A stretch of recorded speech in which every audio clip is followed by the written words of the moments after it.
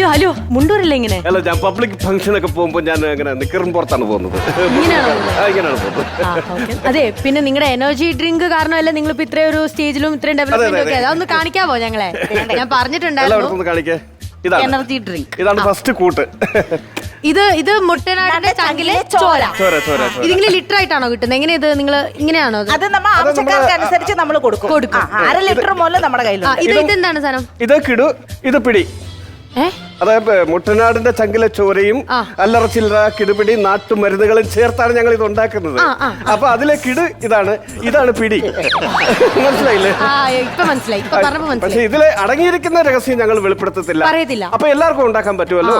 അതുകൊണ്ടാണ് ഞങ്ങൾ അങ്ങനെ അല്ലറ ചില്ലറ കിടുപിടി നാട്ടുമരുന്നുകളും പിന്നെ മുട്ടനാടിന്റെ ചങ്കിലെ ചോരയും ചേർന്നുള്ളൊരു മിശ്രണമാണ്